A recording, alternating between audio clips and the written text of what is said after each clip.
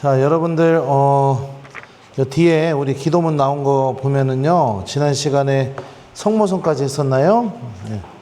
자, 그러면은 이번 시간에는 영광송 하겠습니다.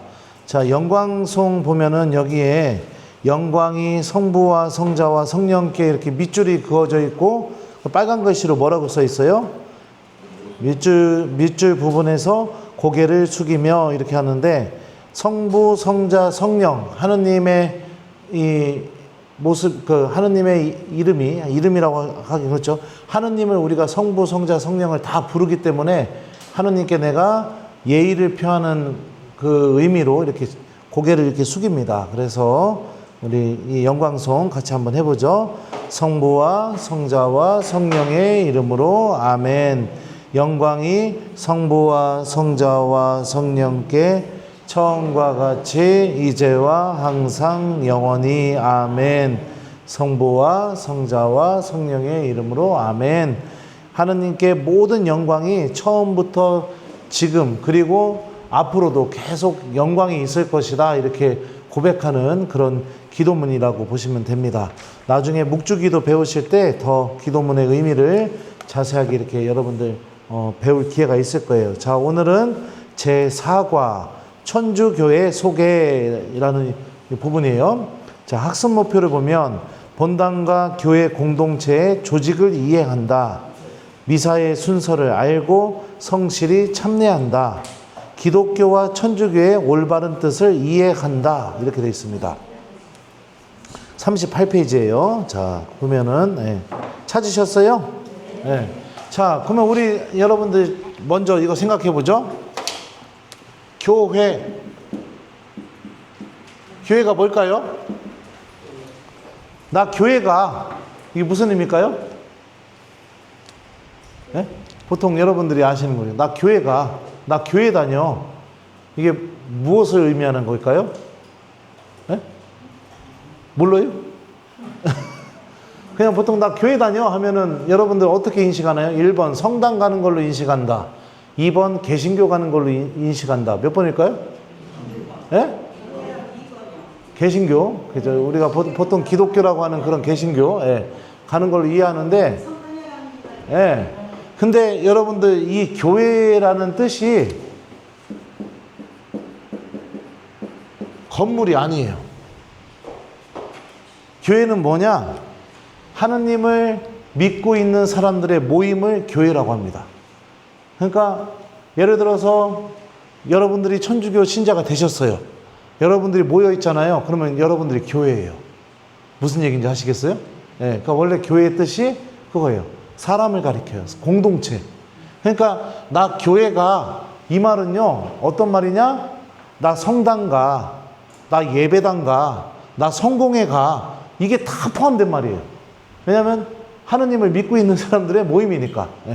그러니까 나 교회가, 이 말은 엄밀하게 얘기하면은 우리가 어딜 가는지는 모릅니다. 근데 우리나라 안에서는 교회 이꼴 뭘로 생각하고 있어요? 개신교 교로 이렇게 생각을 하고 있습니다. 이거는 맞으면서도 틀린 겁니다. 왜냐하면 개신교만 포함된 게 아니기 때문에 그렇습니다. 그러니까 개신교가 뭐냐? 여러분들이 보통 생각하는 기독교라고 생각하는 이 종교만 이렇게 교회로 생각을 하는데 맞으면서도 틀린 거예요. 왜 틀렸느냐? 이 교회라는 말은 하느님을 믿는 사람들의 공동체를 교회라고 해요. 나중에 여러분들이 세례를 받았어요. 여러분들 혹시 자녀들 중에 천주교 신자 계시나요? 네. 그러면은 예를 들어서 명절 때나 이럴 때 자녀들 중에 천주교 신자가 와서 엄마, 아빠 이번에 세례 받았지? 우리 같이 저녁 기도회 하고선 성호경 딱 그러면 저녁 기도 하잖아요. 그러면 어떻게 돼요? 거기가 교회예요. 하느님을 믿고 있는 사람들이 모여가지고 함께 기도하니까. 그러니까 요거에 대한 개념 정리를 정확하게 해야 됩니다. 근데 우리는 지금 잘못 알고 있어요. 건물로. 자, 그러면은 이게 교회의 개념이고요. 그러면은 우리 어떻게 얘기해야 될까요? 나 천주교 가. 이 얘기는 뭐예요? 나 성당 가. 건물 개념으로 얘기하면 성당이라고 부릅니다. 천주교, 그러니까 가톨릭은 건물로 얘기하면 성당이라고 얘기해요. 그러면은 여러분들이 알고 있는 기독교, 개신교는 건물 개념으로 뭐라고 불러야 될까요? 교회라고 안 그러니까 그거는 이제 잘못된 거예요. 원래는 뭐라고 불러야 되느냐? 예배당이라고 불러야 돼요. 예. 옛날에는 예배당이라고 불렀어요. 근데 어느 순간부터 교회로 바뀌어버렸어요, 그냥. 예. 나 예배당 가. 이게 맞는 말이에요. 원래는. 예. 그죠? 예. 그러니까 건물 개념으로 얘기하면 성당, 예배당 이렇게 구분이 됩니다. 그리고 교회는 여기에 천주교, 개신교, 그 다음에 성공회, 정교회, 하느님을 믿는 모든 종교가 여기 다 포함되는 거예요. 교회라는 개념에는. 하느님을 믿고 있는 사람들의 모임이기 때문에. 그러니까 이거는 여러분들 교회라는 말은요, 사람을 가리키는 거예요. 그리고 성당, 예배당 이거는 말 그대로 건물을 가리키는 겁니다. 그러니까 앞으로는 이제 이게 상식적으로 이제 알고 계셨으면 좋겠어요. 그래서 여러분들 저기 뭐예요? 우리 천주교 신자들도 저는 그랬으면 좋겠어요. 나 교회 가. 네. 교회가 예배당만을 말하는 게 아니니까. 그죠? 하느님을 믿고 있는 사람들의 모임이니까. 네. 그러면 이제 또 개신교 신자들이 와가지고 아유 어디 교회 다니세요? 그러면 천안 원성동 성당 다닙니다. 이렇게 하시면 되죠. 네. 아무튼 그래서 이게 좀 잘못된 편이다. 우리나라에서. 분명히 예전에는 예배당이라고 불렀었거든요. 그죠? 네. 그러니까 요거에 대한 첫 번째 이해를 하시면 됩니다. 그래서 38페이지에 나온 거는 여기 보면 교재 여기 나오죠. 교회는 38페이지 장소나 건물을 가리키는 말이 아니라 사람들의 모임을 가리키는 매우 인격적인 용어입니다. 그런데 신자들이 모이려면 일정한 장소가 필요합니다. 바로 그곳이 성당입니다. 그러니까 성당이라는 말은 건물, 장소의 개념이고 교회라는 말은 사람들의 공동체의 개념인 거예요. 이렇게 이해하시면 돼요. 자, 그러면은 여기 성경 말씀 한번 제가 읽어드릴게요. 사도행전의 말씀인데요. 39페이지예요. 그들은 사도들의 가르침을 받고 친교를 이루며 빵을 떼어 나누고 기도하는 일에 전념하였다. 그리고 사도들을 통하여 많은 이적과 표징이 일어나므로 사람들은 저마다 두려움에 사로잡혔다. 신자들은 모두 함께 지내며 모든 것을 공동으로 소유하였다. 그리고 재산과 재물을 팔아 모든 사람에게 저마다 필요한 대로 나누어 주곤 하였다. 그들은 날마다 한 마음으로 성전에 열심히 모이고 이 집 저 집에서 빵을 떼어 나누었으며 즐겁고 순박한 마음으로 음식을 함께 먹고 하느님을 찬미하며 온 백성에게서 호감을 얻었다. 주님께서는 날마다 그들의 모임에 구원받을 이들을 보태어 주셨다. 이렇게 되어 있어요. 이게 초대교회, 처음으로 예수님을 믿는 사람들의 공동체가 어떤 것을 했는지를 기록해서 우리에게 알려주는 거예요. 초대교회의 특징이 무엇이냐? 첫 번째, 빵을 떼어 나눴다고 해요. 빵을 떼어 나눈다. 이게 무엇을 의미하느냐? 오늘날의 미사를 의미해요. 여러분들 미사 때 보면은 잘 보이실지 안 보이실지 모르겠지만 신부님이 이렇게 들어서 올려서 빵도 보여줘요. 그죠? 네. 잔도 들어서 보여주고 그 다음에 신자들에게 빵을 나누어 주기 전에 유심히 보신 분은 아시겠지만 신부님 빵을 이렇게 자릅니다. 예수님의 몸을 잘라요. 잘라가지고 상징적으로 떼는 이 동작을 보여주는 거죠. 그리고 세례받지 못해서 여러분들은 못 먹지만 세례받은 교우들에게 빵을 나누어 주죠. 네. 그러니까 이게 천주교에서는 초대교회에서 그대로 지켜오는 성체성사라고 합니다. 성체성사. 이게 그대로 보존이 되어 있어요. 그리고 예수님께서도 뭐라고 말씀하셨냐면 너희는 나를 기억하여 이를 행하여라 라고 이렇게 말씀하셨어요. 이 빵을 떼어 나눠주는 예식을 최후의 만찬 때. 그래서 예수님이 말씀하신 대로 예수님을 기억해서 매일매일 이 빵을 떼어 나누는 성체성사를 천주교는 거행을 하고 있습니다. 네. 이게 성경에 나온 그대로 지금 이렇게 하고 있는 거죠. 자, 두 번째 초대교회의 특징이 뭐예요? 신자들이 모두 함께 지내며 모든 것을 공동으로 소유하였다. 재산을 서로 나누는 공동체였어요. 나눔. 나눔이 있는 공동체였다. 네. 그리고 세 번째 뭐예요? 한 마음으로 성전에 열심히 모이고 이 집 저 집에서 빵을 떼어 나누면서 즐겁고 순박한 마음으로 음식을 먹고 하느님을 찬미하며 온 백성에게서 호감을 얻었다. 이렇게 돼 있죠. 하느님을 찬미한다고 돼 있어요. 그리고 하느님을 믿지 않는 사람들에게서 호감을 얻었다. 이게 초대 교회의 모습인 거예요. 그러니까 내가 여러분들 이제 나중에 천주교 신자가 되면 이거 그대로 하게 될 겁니다. 우리 성당에서도 많은 나눔을 해요. 가난한 사람들을 위해서 모금을 해서 그거를 도와주기도 하고, 여기 입구에 보면은 곡간 보셨어요? 까리타스 곡간. 그게 뭐냐면은 집에서 내가 갖고 있는 물건 중에 새 거, 안 쓰는 거, 근데 굳이 나한테 필요 없는 거, 그거를 여기다 갖다 놓으면 그걸 모아가지고선 필요한 가난한 사람들에게 나눠주는 그런 사업도 지금 하고 있어요. 그리고 우리 한 달에 한 번씩 생활 어려우신 분들에게 반찬 봉사도 하고 있고, 그리고 또 생계비 지원도 하고 있고, 성당에서 이렇게 기본적으로 하고 있죠. 그거 말고도 여러 가지 사회 복지를 위해서 이렇게 하고 있습니다. 찬미, 하느님께 기도하고 하느님을 찬미하고, 그 다음에 호감을 얻어야 돼요. 그러니까 나중에 세례받고 나서 성당 다니는데 아우 뭐 성당 다니는 사람이 저려, 이런 소리 들으면 내가 하느님을 잘못 믿고 있는 거예요. 아무튼 초대교회 안에서는 이 네 가지 모습이 있었다는 것을 우리가 성경을 통해서 알 수 있습니다. 자, 보면은 39페이지 보면 성당은 하느님의 집 이렇게 되어 있습니다. 자, 그래서 한번 보죠. 성당은 하느님의 집이고 신자들이 하느님과 이웃을 사랑하는 힘을 얻을 수 있는 기도와 수련의 집으로서 누구에게나 열려 있는 곳입니다. 성당에 들어갈 때 신자들은 손에 성수를 찍고 성호경을 바치며 생각과 행동이 오직 하느님을 행할 수 있도록 마음을 깨끗이 씻어주기를 청합니다. 여러분들 성당 들어오실 때 보면 우리 성당 입구에도 성수 있는 거 보셨죠?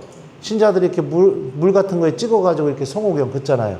그 위에 기도문이 하나 있어요. 이 성수로 온갖 마귀의 유혹으로부터 지켜달라는 기도가 있고, 그 밑에 그림도 하나 있어요. 그림은 제가 이스라엘 성지순례 갔을 때 너무 인상 깊어갖고 우리 교우들도 성수 찍을 때마다 기억했으면 좋겠다 해가지고 그림을 거기다 걸어놨습니다. 그게 뭐냐면은 어떤 병든 여인이 예수님께 다가가서 내가 예수님 옷에 손만 대도 내가 병을 낫겠지, 이렇게 믿음을 갖고 예수님 옷에 손을 딱 대요. 그러니까 실제로 기적이 일어나게 됩니다. 성경에 나와요. 그 밑에, 그 그림 밑에다가 제가 성경 구절도 써놨습니다. 예수님은 기적을 일으킬 마음이 없으셨는데 그 병든 여자가 믿음의 손으로 예수님 옷에 손을 대면서 내가 손만 대도 구원받겠지, 내가 병이 낫겠지, 이렇게 하니까 기적이 일어나게 된 거예요. 그래서 성수 찍을 때마다 내가 예수님께 손을 대는 그런 마음으로 좀 찍었으면 좋겠다 해서 이렇게 그림을 이렇게 걸어놨습니다. 여러분들도 성호경 배우셨으니까 성당 들어오실 때 그 성수에 손 찍으셔가지고 이렇게 성호경 그으시면서 그 위에 있는 기도문도 마음속으로 해보시고, 그 밑에 제가 걸어놓은 그림도 한번 보시고, 그 밑에 그 써놓은 성경 말씀도 좀 읽어보셨으면 좋겠어요. 그러면서 힘들고 어려운 일 있을 때마다 성수에 이렇게 손을 찍어서 기도를 이렇게 하시면 좋을 것 같아요. 성수는 어마어마한 힘을 갖고 있습니다. 어마어마한 힘을 갖고 있어요. 마귀들이 성수 맞으면 아주 죽으려고 합니다. 그 여러분들 그런 거 구마 영화나 이런 데서 보면은 신부님이 십자가 놓고 이렇게 목에다가 이렇게 수건 같은 거 걸고 그리고 나서 이렇게 막 물 같은 거 뿌리면 막 이러잖아요. 그거 실제로 사실입니다.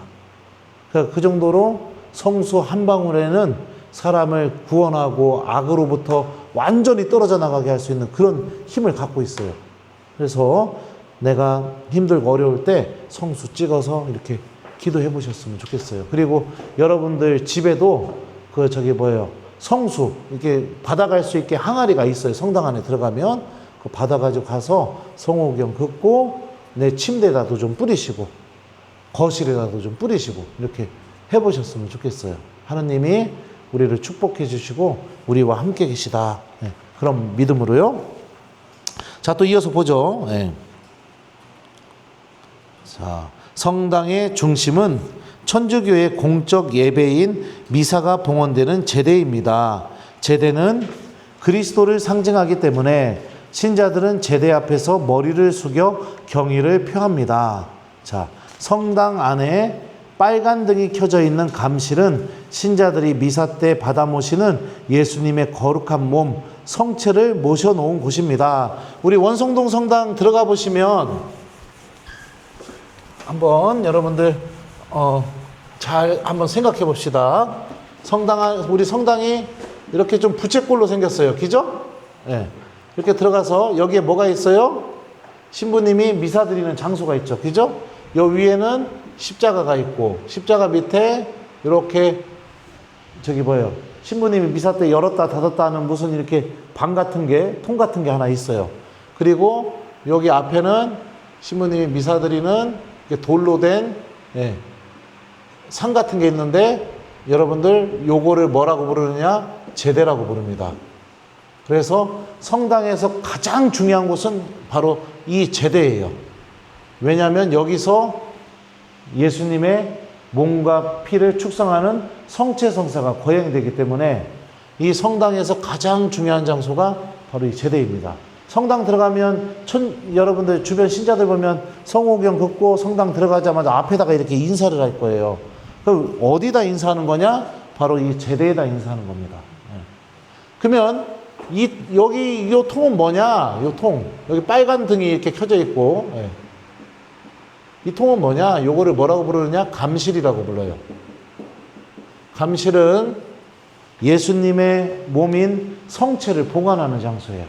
그리고 왜 보관하느냐? 아픈 교우들, 병자들, 죽을 위험에 있는 사람들, 그 사람들에게 마지막에 또 아픈 사람들에게 신부님이 성체를 여기서 꺼내가지고 가져가서 그 사람들에게 주기 위해서 보관하는 그런 장소입니다. 예수님의 몸을 보관하는 장소예요. 그리고 이 앞에 십자가가 이렇게 있죠. 그래서 성전에서 이 성당에서 가장 중요한 장소는 제대입니다. 그러면 여기 이렇게 보면 계단처럼 이렇게 돼 있잖아요. 그죠? 앞에가 요거를 뭐라고 부르느냐? 제단이라고 불러요. 그래서 이렇게 의자가 있고 이렇게 있죠. 우리 성당 보면은요. 항상 이 가운데를 내가 이렇게 지나가다가 보면은 그냥 지나가지 않고 여기 서서 제대에다가 인사를 하고 그리고서 이렇게 지나갑니다. 이게 우리 천주교의 예법입니다. 예법. 예수님을 상징한다고 믿고 있기 때문에 이 제대에다가 인사를 합니다. 그렇게 알고 계셨으면 좋겠습니다. 자, 그러면 또 보죠. 전례는 하느님께 드리는 공적 예배 이렇게 되어 있습니다. 자, 미사를 비롯하여 천주교의 공식적인 경신례를 전례라고 합니다.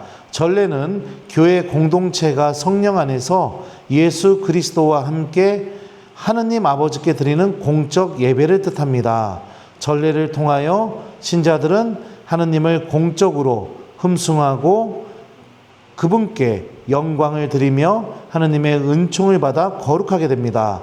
또한 신자들은 형제적 사랑을 나누고 그리스도 안에서 일치를 이룹니다. 이렇게 되어 있는데 전례가 뭐냐면요.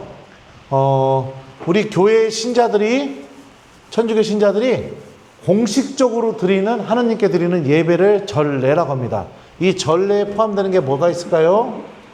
대표적인 게 공식적으로 하느님께 예배를 드리는 것. 첫 번째가 미사죠. 그죠? 미사가 포함되겠죠. 또 어떤 게 포함될까요? 두 번째가 성무일도. 이거 시간전례라고 합니다. 우리 신부님들, 수녀님들은 이 성무일도라는 기도를 해야 돼요. 시간에 맞춰서. 그래서 아침에 일어나면 아침 6시에 아침 기도를 하고 독서 기도도 하고 그리고 나서 9시에 또 기도를 한 번 하고 그 다음에 12시에 또 한 번 하고 3시에 또 한 번 하고 그 다음에 저녁 6시에 또 한 번 하고 자기 전에 또 한 번 하고 이렇게 시간에 맞춰서 이게 기도를 하게 됩니다. 이거를 시간전례라고 하기도 하고 성물도라고 합니다.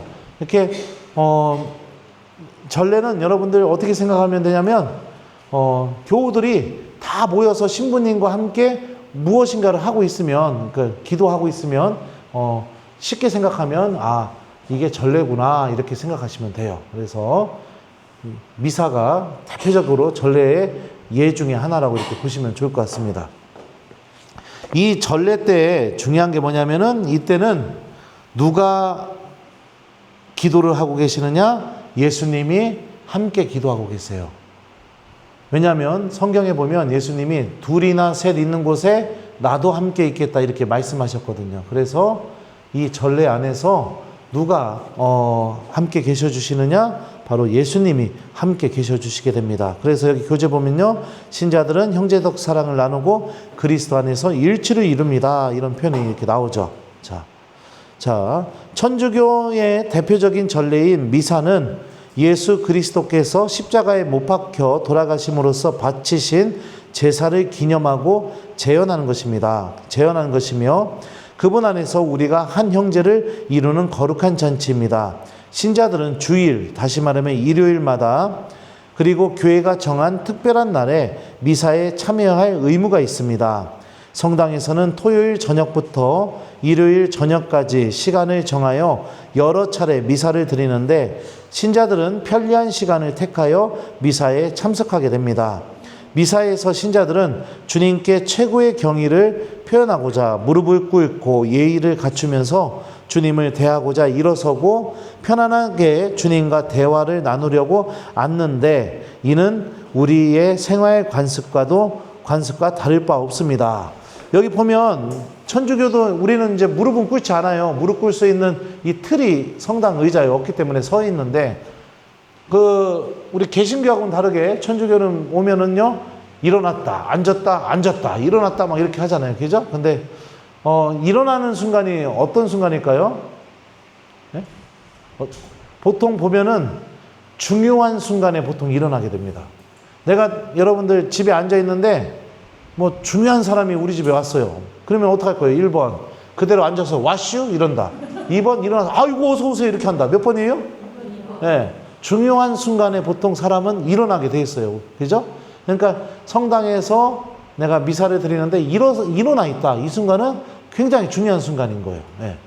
그리고 앉을 때는 언제냐? 주로 말씀을 듣거나 기도하거나 이럴 때 내가 보통 앉아 있게 됩니다.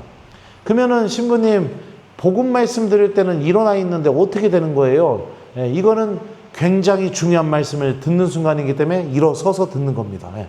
그렇게 이해하시면 되고 또 일어서는 자세가 전례학 공부하는 신부님들의 얘기를 들어보게 되면 이게 죽음에서 부활로 일어서게 된 그 모습을 또 상징한다고 이렇게 전례학 공부한 신부님들이 이야기하더라고요. 어떤 사람이 죽었는데 예수님이 그 사람 다시 부활시키실 때 어떻게 하냐면 손을 잡아서 일으켜 세우시게 됩니다. 그러니까 우리가 일어나게 되는 자세는 일어서 있는 자세는 어떠냐? 나도 예수님의 부활에 참여할 사람이다. 이것도 상징적으로 이렇게 드러낸다고 합니다. 그래서 천주교는 앉았다, 일어났다, 앉았다, 일어났다, 앉았다, 일어났다 이게 많아요. 예. 그래서 여러분들 앉았을 때는 내가 기도하거나 말씀을 잘 듣는 시간이고 일어났을 때는 굉장히 중요한 순간이다. 이렇게 생각하고 미사에 이렇게 참여하시면 좋을 것 같습니다. 자, 그리고 또 여기서 또 설명할 게 다른 거는 없는 것 같아요. 이제 주일이라고 하잖아요. 주일. 천주교에서는 일요일을 주일이라고 부릅니다. 왜 주일이라고 부르느냐? 이 말이 뭐냐면 주님의 날이란 뜻이에요. 그러니까 일요일만큼은 나의 날이 아니라 주님의 날인 거예요. 그래서 일요일은 내 마음대로 내가 사는 게 아니라 주님의 날이기 때문에 주님께서 원하시는 대로 살아가는 날인 거예요.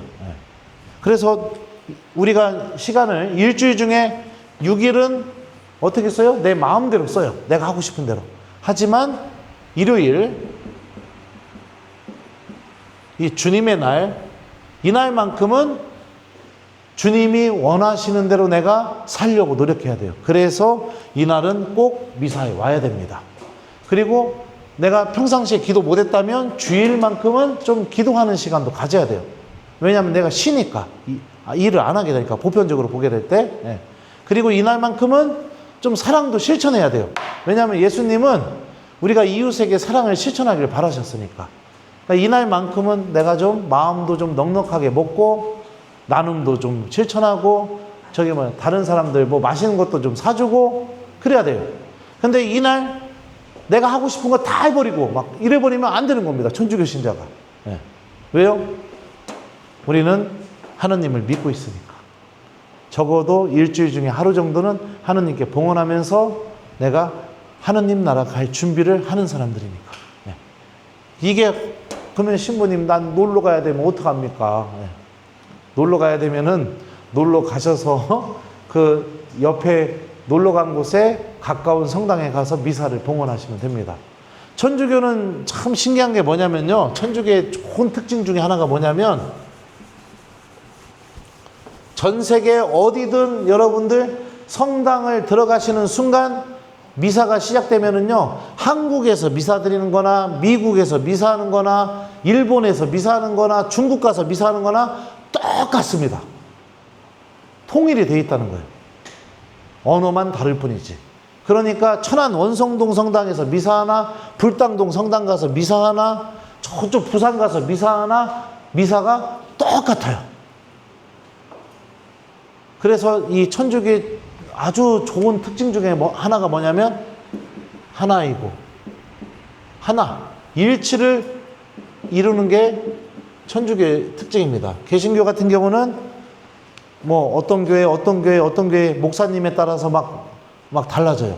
그날 듣는 말씀도 다르고 뭐 예식도 좀 다르고 막 그래요. 근데 천주교는요 1년 365일 전 세계 어디를 가든 그날 예를 들어서 오늘 7월 1일 화요일 미사가 봉헌되게 되면은요 여러분들 독서 말씀도 똑같고 복음 말씀도 똑같아요. 미사 순서도 똑같아요. 네. 이게 천주교의 장점입니다. 그래서 내가 놀러 가게 되면 주변에 가까운 성당 꼭 가서 내가 주일 미사는 꼭 드려야 된다. 요거를 여러분들 잊지 않으셨으면 좋겠어요. 그리고 주일은 이제 나의 날이 아니라 주님의 날이다. 예수님의 말씀을 실천하고 예수님과 함께하는 시간을 더 많이 갖고 내가 기도하는 그런 날이다. 이렇게 여러분들 기억하셨으면 좋겠습니다. 자, 그러면 또 미사의 순서에서 나오는데 오늘 이게 가르칠 게 무진장 많네요. 자 보죠. 미사는 말씀 전례와 성찬 전례라는 두 개의 큰 축으로 이루어져 있으며 말씀 전례는 시작 예식이 있고 성찬 전례 다음에는 마침 예식이 있습니다. 여러분들 이거 뭔 소리인지 하나도 모르겠죠? 미사가 와보시면 아시겠지만 미사를 크게 보게 되면은 와가지고 하느님 말씀을 듣고 신부님 강론을 듣는 부분까지를 뭐라고 부르느냐? 말씀 전례라고 들어요. 왜냐? 이때는 하느님 말씀을 갖고 하느님께 예배 드리는 순간이기 때문에. 그리고 난 다음에 신부님 강론이 끝난 다음에 성가가 한번 부르고 나서 뭐 주일 같은 경우는 봉헌도 하죠. 봉헌하고 나서 그 다음에는 어떻게 되느냐? 신부님이 아까 말했던 제대에 서가지고선 이제 기도 막 하면서 갑자기 빵을 막 이렇게 들어 올리고 뭐 이게 잔도 들어 올리고 이러고 나서 내려와가지고 막 교우들에게 막 이렇게 나눠주고 여러분들에게는 안수해주고 이렇게 하잖아요. 요거를 뭐라고 부르느냐? 성찬 전례라고 해요. 자, 요거는 예수님의 최후의 만찬을 기념하는 순간이에요.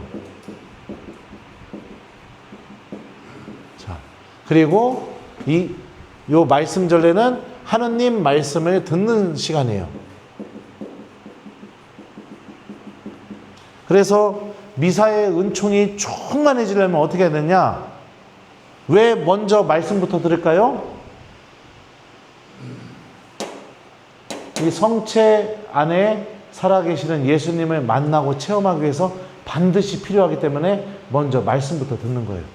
예를 들어서 여러분들 자녀들이 집에 놀러 오게 됐을 때, 아니면 여러분들이 뭐 누군가에게 놀러 가게 되었을 때 그냥 아무 얘기 없이 밥만 먹고 와요. 그러면은 그 사람과 내 만남이 그냥 밥만 먹고 왔으면 그래도 밥 먹은 시간 동안 함께 했으니까 무엇인가 함께하고 나누는 시간이 됐을지 모르겠지만, 밥 먹기 전에 예를 들어서 여러분들 자녀들 집에 놀러 갔거나 자녀들이 놀러 왔을 때 대화를 먼저 나누고 힘든 얘기도 듣고 이러면은 밥 먹는 시간 동안 그 의미가 더 깊어지게 되겠죠. 그죠? 네. 그렇기 때문에 미사에서 정말로 모두가 다 중요하지만 내가 성체 안에 살아계시는 예수님을 깊이 체험하려면 이 말씀 전례부터 내가 잘 임해야 됩니다. 말씀을 잘 들어야 돼요.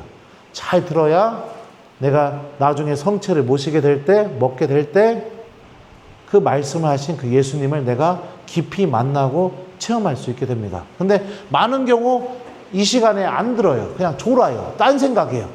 그러니까 이게 뭐랑 똑같느냐? 같이 만났는데 대화는 하나도 안 하고 그냥 밥만 먹는 거랑 똑같은 거예요. 그러니까 이 사람이 어떤 마음인지, 이 사람이 나를 어떻게 생각하는지, 이 사람이 어떤 어려움이 있는지 이것도 하나도 모르고 그냥 밥만 먹고 헤어지는 거예요. 그러니까 정말 중요한 게 뭐냐? 이 말씀을 잘 들어야 된다. 그래야 이 사람 이야기를 잘 듣고 나서 밥을 먹게 되면 밥 먹는 순간에도 내가 그 사람을 위로해 줄 수도 있고 힘내라고 얘기도 해줄 수 있고 뭔가 더 깊은 교감이 오가는 것처럼 미사도 그렇다. 이렇게 두 개의 구조로 나뉘어져 있다. 이렇게 이해하시면 됩니다. 자, 보죠. 말씀 전례는 하느님의 말씀을 선포하는 부분으로 구약 성경과 그 앞에요. 미사는 입당성가. 입당성가는 신부님 들어올 때 부르는 성가를 입당성가라고 합니다. 인사는 제가 성부와 성자와 성령의 이름으로 아멘. 주님께서 여러분과 함께 또한 사제의 영과 함께 이렇게 하죠. 그리고 여러분 잘 지내시오 이렇게 하고서 이제 오늘 미사 어떻게 봉헌하겠습니다 이렇게 얘기하죠. 그게 인사예요. 그 다음에 참회와 자비송 이렇게 돼 있는데, 요거는 미사 때 보면은 중간에 그리고 인사가 끝난 다음에 제타시오 기억나세요? 가슴 치는 부분하고, 그 다음에 주님 자비를 베푸소서, 그리스도님 자비를 베푸소서, 이게 참회와 자비송 부분입니다. 그리고 대영광송, 하늘 높은 데서는 하느님께 영광, 땅에서는 주님께서 사랑하시는 사람들에게 평화하면서 노래를 막 부르죠. 주일미사 보면요. 예. 그 다음에 본기도는 뭐냐면 기도합시다 하고 나서 신부님이 기도를 하는 부분이에요.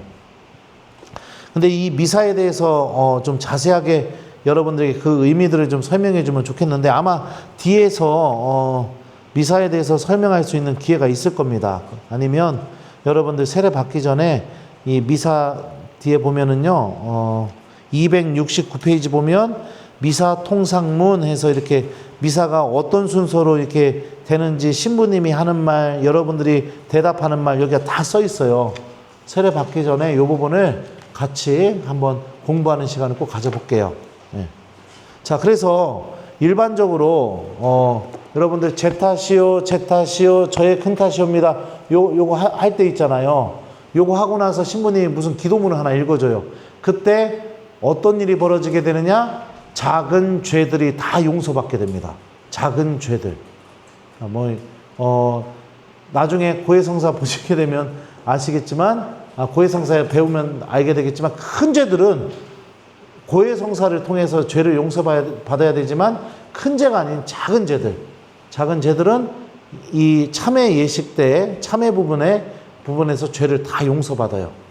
그리고 본기도, 그러니까 신부님이 기도합시다 한 다음에 이러고 있다가 갑자기 팔을 벌리고 기도문을 막 읽잖아요.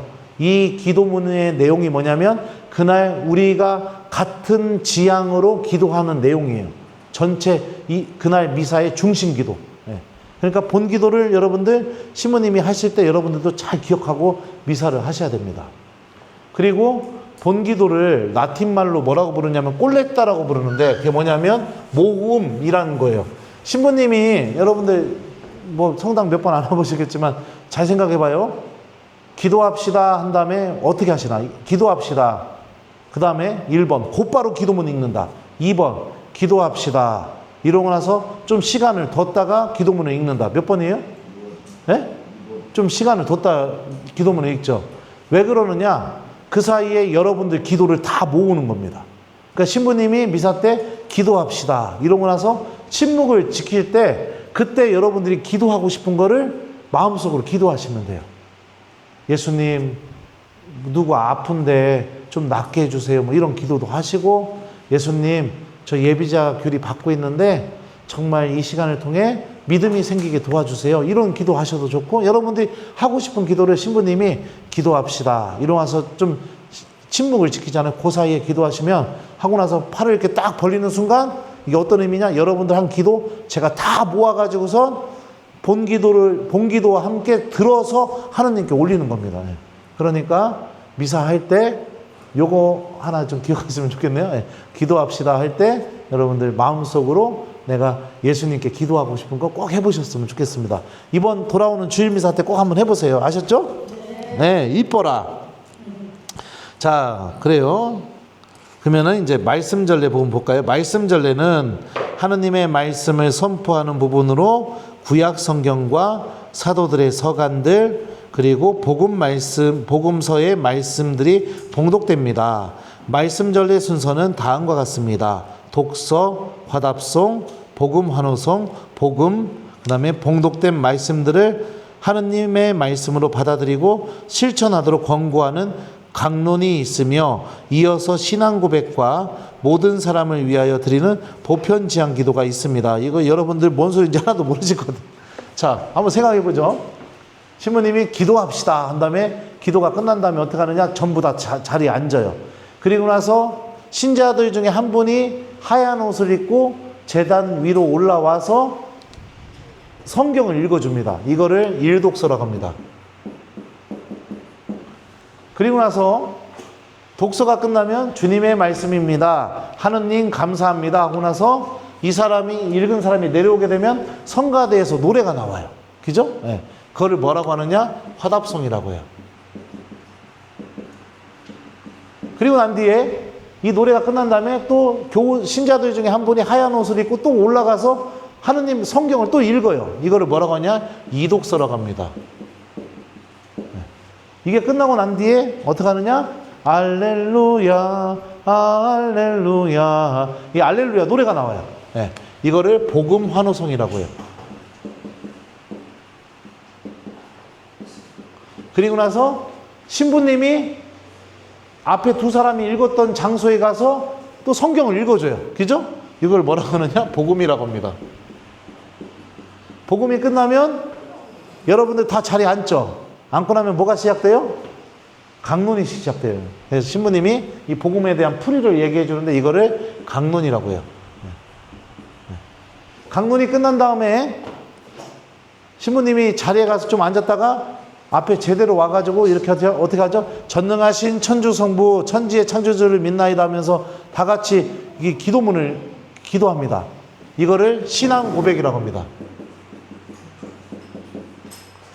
그리고 나서 이게 끝난 다음에 어떻게 돼요? 신자 두 분이서 기도문을 4개를 읽어요. 그죠? 이거를 보편 지향 기도라고 해요. 네, 그래서 말씀의 전례는 요 구성으로 이렇게 되어 있습니다. 이게 제가 볼 때는 이 교과목에서 여러분들이 좀 미사에 익숙해진 다음에 이 미사를 배우면 좋을 텐데, 요거는 나중에 여러분들 세례 받기 전에 의미들을 제가 하나씩 다 설명을 해드릴게요. 자, 책에 나와 있으니까 언급해 드린 거예요.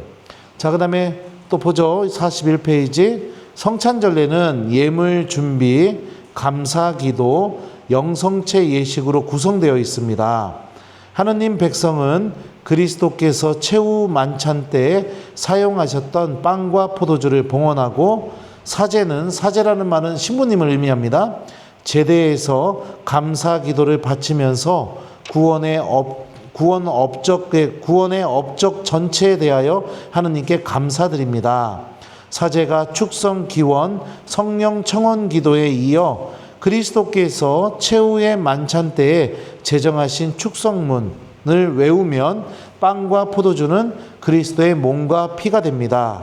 이어서 영성체 예식이 진행되는데, 영성체를 준비하기 위하여 다 함께 주님의 기도를 바치고 평화의 예식으로 하느님 백성은 성체를 모시기 전에 교회에서 누리는 일치와 서로의 사랑을 드러냅니다. 그리고 사도들이 그리스도께 받아 먹었듯이 하느님 백성은 사제로부터 주님의 몸과 피를 받아 모십니다. 성체를 모신 신자는 하느님 말씀과 성체로 힘을 얻어 삶의 장으로 나아갈 파견의 축복을 받고 미사를 마칩니다. 이렇게 되어 있는데요. 이것도 여러분들 너무 어려우실 것 같아요. 제가 볼 때는. 그런데 기억하실 건 뭐냐면은 이제 봉헌을 하잖아요. 그죠? 우리가 하나님한테 봉헌을 하고 그리고 난 뒤부터 지금 이 교재에서 설명한 대로 성체성사, 다시 말하면 성찬의 전례가 거행이 되게 돼요. 이 성체성사의 중요한 게 무엇이냐면 첫 번째는 감사입니다. 하나님께 감사드리는 시간이에요. 두 번째는 뭐냐? 기억이에요. 누굴 기억하느냐? 예수님을 기억하는 거예요. 예수님께서 나를 살리기 위해 돌아가셨다. 십자가에 못 박혀서 죽으시고 부활하셨다. 이걸 기억하는 거예요. 왜 십자가에 못 박혀서 돌아가시고 부활하셨느냐? 나의 죄를 용서해 주기 위해서.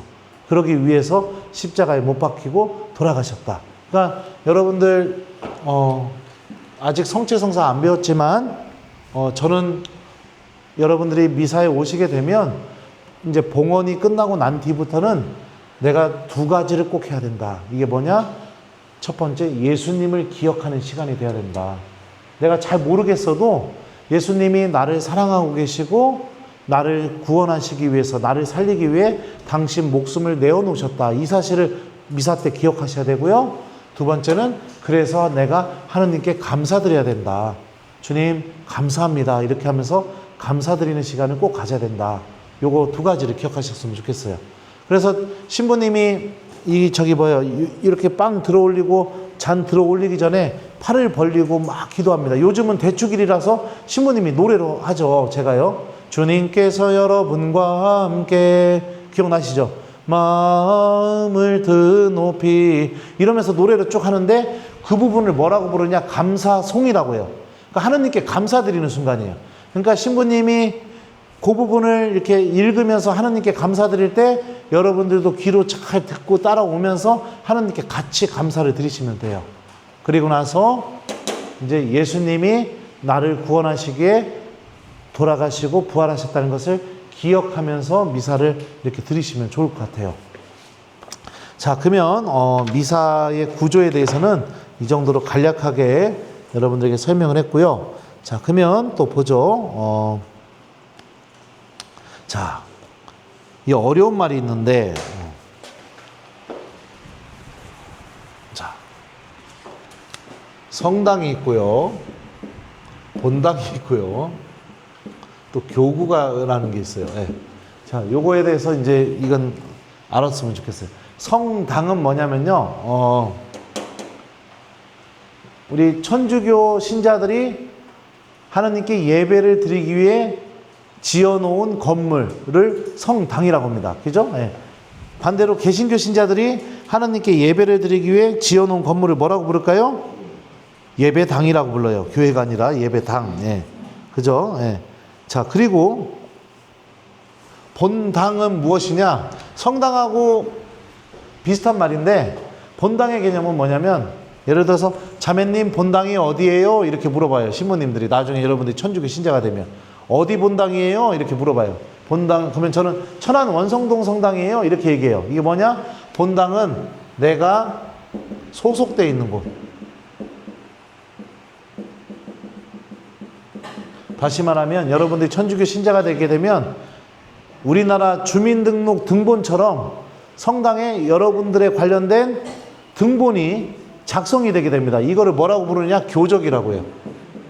그래서 내가 교적을 둔 곳을 본당이라고 이렇게 이해하시면 돼요. 어디 본당이에요? 천안 원성동입니다. 이렇게 얘기하는 건, 신부님 저는 제 교적이 천안 원성동에 있어요. 저는 천안 원성동 성당에 다니고 있는 천주교 신자입니다. 이렇게 이해하시면 좋을 것 같아요. 그래서 본당. 그러면 교구는 뭐냐?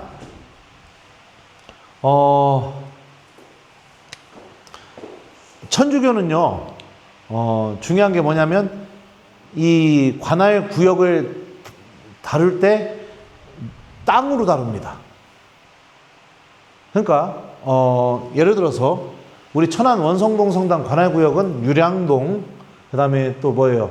원성동, 구성동, 그 다음에 저쪽 뭐 도장리까지, 이렇게 쭉 세종 가는 길에 보면 도장리까지, 그쪽까지가 우리 천안 원성동 성당 관할 구역이에요. 그러면은 그 지역에 살고 있으면 어떻게 하느냐? 내 본당은 어디예요? 천안 원성동 성당이 되는 거예요. 내 의지와는 상관없이. 그렇게 관할 구역은 지역으로 나눠져 있습니다. 이런 본당들이 굉장히 많겠죠. 우리 천안에만 해도 불당동도 있고, 불당 2동도 있고, 쌍용동도 있고, 쌍용 2동, 3동 성당이 있고, 뭐 신부동 성당도 있고, 뭐 이렇게 있잖아요. 그죠? 다 이렇게 지역으로 나눠져 있거든요. 이런 성당들이 모여서 무엇을 이루느냐? 교구를 이루어요.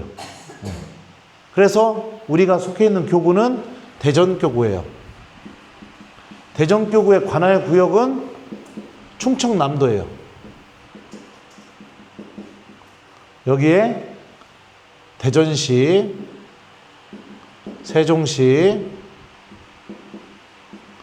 그리고 대전시, 세종시를 포함한 충청남도 전체가 대전교구 관할 구역입니다. 그래서 본당에서의 사목자는, 그러니까 본당을 관리하고 운영하고 신자들을 위해서 사는 사람을 뭐라고 부르느냐? 본당 신부님이라고 불러요. 여러분들이 이제 천주교 신자가 되면 여러분들의 본당 신부는 제가 여러분들의 본당 신부가 됩니다. 예. 그러면은 대전교구를 관할하고 사목하시는 분을 뭐라고 부르느냐? 교구라고 돼 있죠. 이거를 교구장이라고 부릅니다. 교구장. 보통 교구장은 누가 하시느냐? 신부님들이 하는 게 아니라 주교님이 하세요. 그래서 주교님은, 신부님들은 옷 무슨 색 입어요? 검정색 입어요. 주교님들은 무슨 색 입을까요? 빨간색 입어요. 빨간색. 예. 그리고 이 교구가 모여가지고 이 교구를 모아놓은 그러니까 교구보다 더 상위 개념, 이걸 뭐라고 부르느냐? 관구라고 불러요. 그래서 우리는 천안 원성동 성당은 서울 관구, 대전교구, 천안 원성동 성당입니다. 이렇게 소속이 이렇게 돼 있어요. 관구. 이 관구를 담당하시는 분을 누구라고 부르느냐? 관구장이라고 부릅니다. 보통 이 관구장은 누가 되느냐? 대주교님들이 돼요. 대주교님들이나 추기경님들이 이 관구장을 하죠. 예. 그래서 우리나라에는 서울 관구 있죠. 서울 관구장이 누구냐? 서울교구 주교님, 그러니까 대주교님, 정순택 주교님이 서울 관구장을 하고 있어요. 이렇게 관구들이 있고요.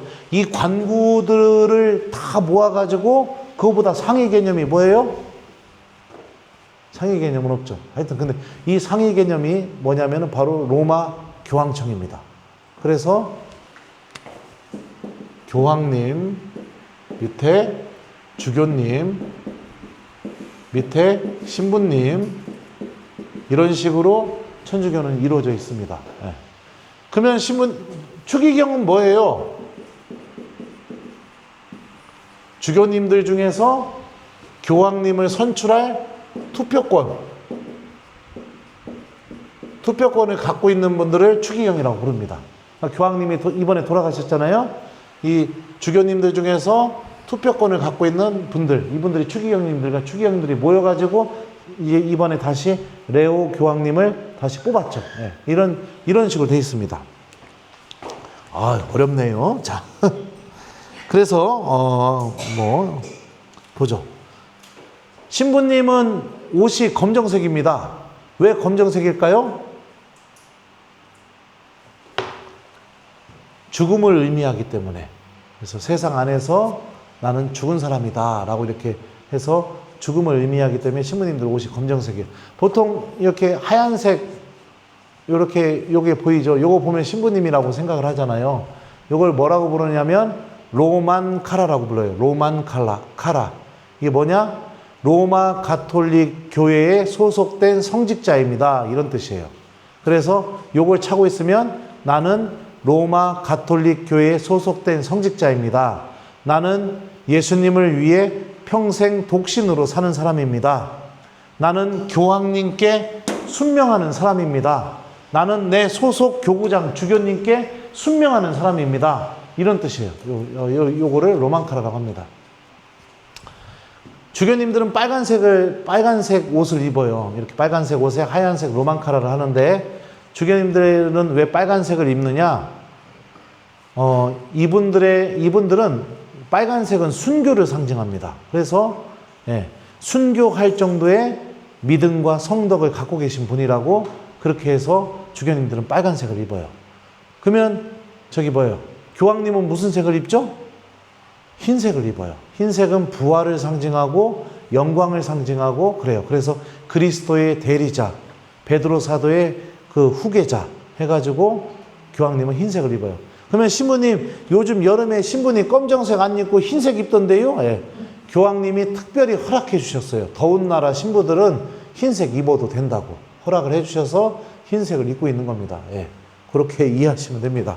자, 그래서 여기 볼까요? 교구와 본당. 이거 뭐 설명을 제가 다 했는데, 자, 교회 역시 사람들의 모임이기 때문에 조직적인 체계를 갖추고 있습니다.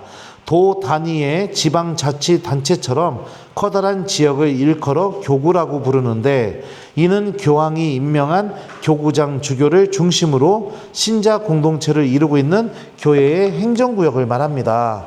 교구는 좀 더 작은 신자 공동체인 본당으로 나누어지는데, 주교들의 협력자인 신부들이 상주하며 신자들을 보살핍니다. 본당에서는 신자들이 효과적인 신앙생활을 돕고자 가까운 이웃의 몇몇 가구들이 모여 구성하는 작은 공동체 모임을 운영하고 있습니다. 이 작은 공동체 모임은 뭘까요? 구역과 반입니다. 그것도 여러분들이 이제 세례 받게 되면은 이제 구역 반 모임에 나가시게 되고, 그러다 보면은 이제 이렇게 구역 반이 뭔지 또 아시게 될 거예요. 천주교 신자들은 누구나 자기가 살고 있는 지역의 본당과 교구에 소속되어 신앙생활을 합니다. 본당 중심으로 신자들은 앞에서 초대 그리스도교 공동체 모습처럼 나눔을 한 마음으로 하느님께 예배를 드리고 성제적 사랑으로 나눔을 실천하며 세상에 나아가 선교 사명을 수행합니다. 그러므로 본당은 천주교 신자들의 신앙생활 터전입니다. 본당에는 신자들의 신앙생활 지도를 책임지고 있는 주임 신부가 상주하고 있으며 전교 수녀와 사무실 직원들이 협력하고 있습니다. 이렇게 돼 있어요. 그래서 이제 설명을 다 했죠. 주임 신부는 또 뭡니까? 그 본당 신부랑 똑같은 말입니다. 본당 신부, 주임 신부 이렇게 얘기해요. 제가 여러분들의 본당 신부가 될 사람입니다. 저는 본당 신부가 되면 어떻게 될까요? 여러분들을 위해서 본당을 떠날 때까지 매일 기도하겠죠. 여러분들 아프면 어떻게 될까요? 제가 여러분들 천국 보내려고, 또 여러분들 병 낫게 해달라고 기도해 주러 제가 성수통 들고 달려갈 겁니다. 성체, 아까 설명했던 예수님 몸 들고 달려가서 여러분들 기도해 주고 제가 입에 넣어 줄 거예요. 여러분들 나중에 혹시라도 그런 일이 있으면 안 되겠지만 돌아가시게 되면 어떻게 될까요? 제가 빈소 가서 여러분들 위해서 기도해 주고, 그리고 또 여러분들 성전에서, 성당에서 여러분들 시신 모셔가지고 미사 드려주고 하느님 나라 가시라고 그렇게 기도해 줄 거예요. 본당 신부는 그런 사람이에요. 그러니까 꼭 제가 여러분들의 본당 신부가 꼭 되었으면 좋겠습니다. 꼭 되었으면 좋겠슈. 내 생각보다 꽤 괜찮은 본당 신부요. 나중에 우리 본당 신자 되시면 느끼게 될 거예요. 생각보다 꽤 괜찮은 본당 신분이 여러분들 꼭 제 본당 신자들 됐으면 좋겠어요. 내가 여러분들 본당 신부 됐으면 좋겠시오. 예. 소원이요, 소원. 감사합니다. 고마워요. 자, 그 다음에 또 보죠. 예비신자. 여러분들 가리켜서 지금 예비신자라고 하죠. 세례를 받으려고 준비하는 사람들을 예비신자라 부릅니다. 예비신자들은 이제 예수 그리스도 안에서 기존 신자들과 하나가 될 형제 자매들입니다. 예비신자들은 신자들이 누리는 영적 혜택들을 함께 누릴 수 있습니다. 천주교의 공식 경신례인 미사는 물론 여러 가지 기도 모임과 소공동체 모임에도 참여할 수 있습니다. 예비신자의 장례 역시 세례받은 신자와 똑같이 이루어집니다.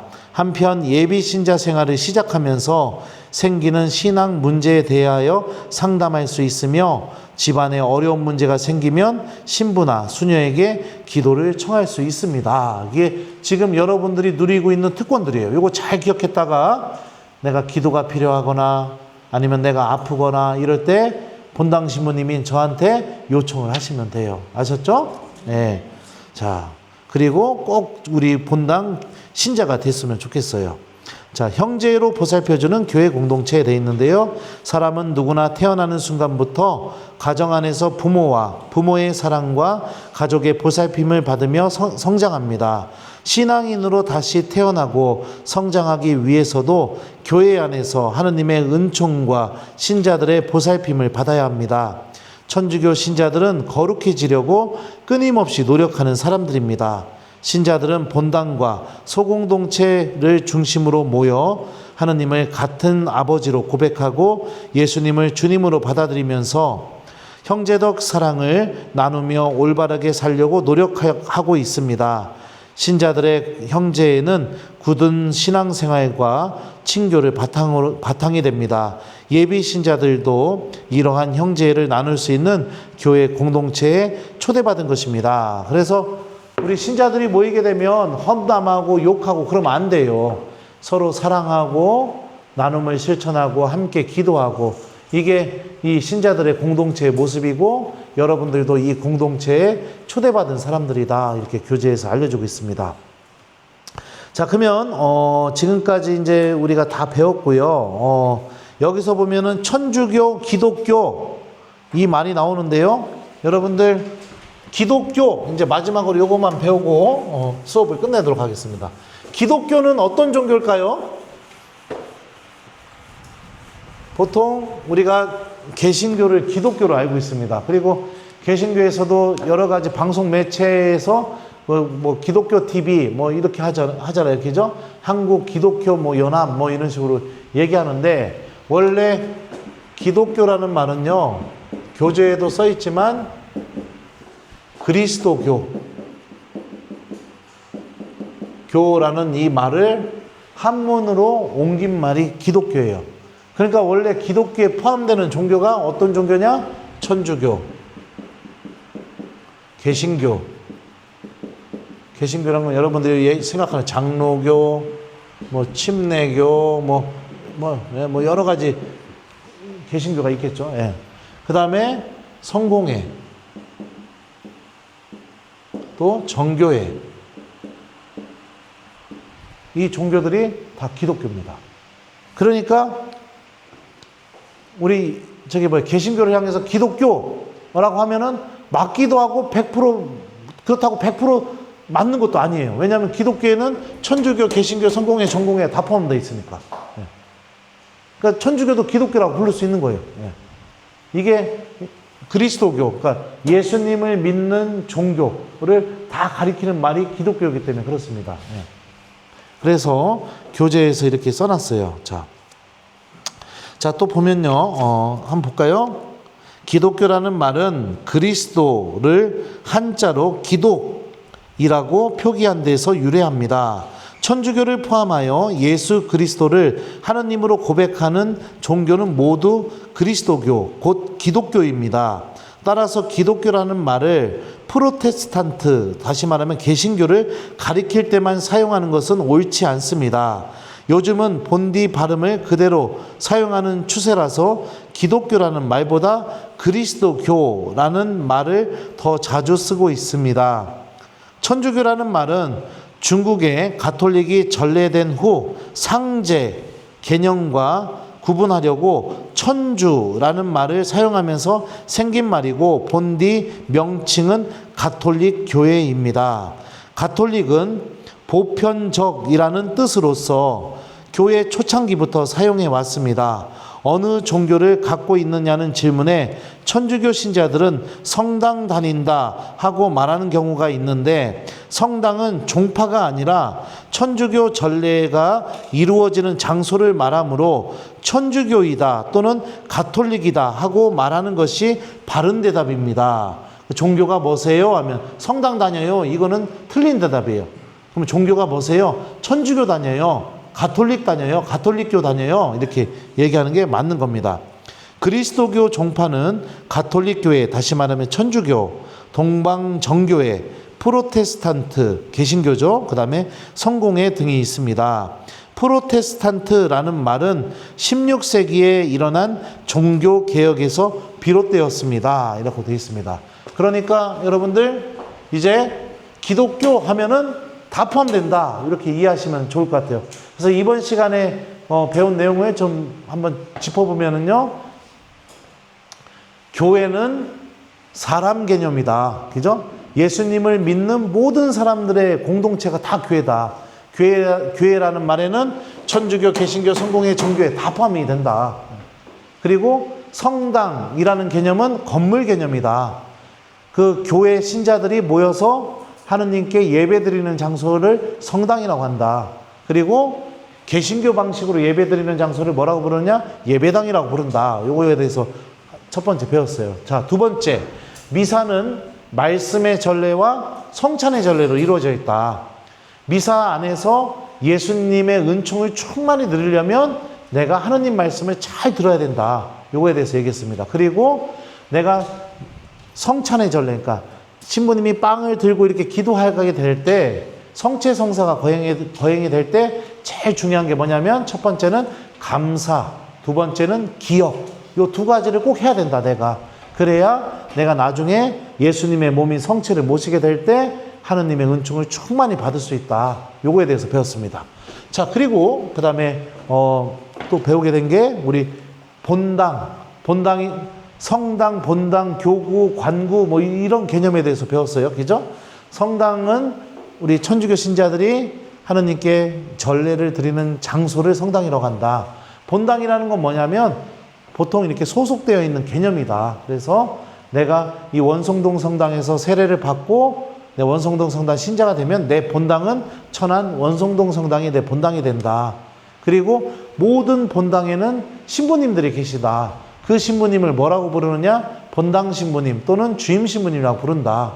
본당들이 여러 개가 모이게 되면은 그 본당의 상위 개념이 뭐냐? 교구라고 부른다. 그래서 교구를 관할하시는 분을 교구장이라고 부르고, 교구장은 보통 빨간 수단을 입은 주교님이 교구장이 되신다. 이렇게 얘기했어요. 그리고 교구가 모이면 관구가 되게 되고, 관구는 보통 관구를 관할하는 분을 관구장이라고 부르고, 관구장은 대주교님이나 추기경님이 보통 관구장이 되신다.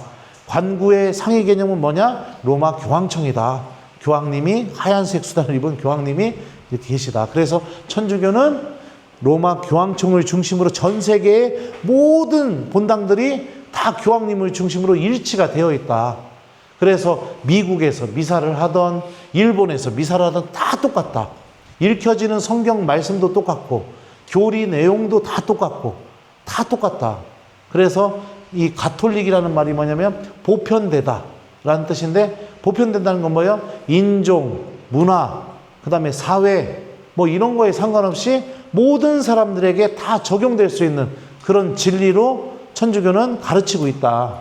이런 내용들을 배웠어요. 그리고 기독교는 개신교만을 가리키는 말이 아니다.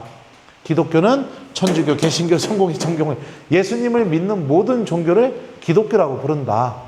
그리고 종교가 무엇입니까? 이렇게 물어봤을 때 저는 천주교입니다. 이렇게 말하는 게 올바른 대답이다. 성당 다닙니다. 이게 올바른 대답이 아니라 천주교입니다. 아니면 가톨릭입니다. 이렇게 말하는 게 올바른 대답이다. 이 많은 걸 배웠어요. 그래서 여러분들 잘 기억하시고 또 이 미사에 대해서는 뒤에 가서 또 아주 자세하게 다룰 수 있는 시간이 있게 될 겁니다. 아무튼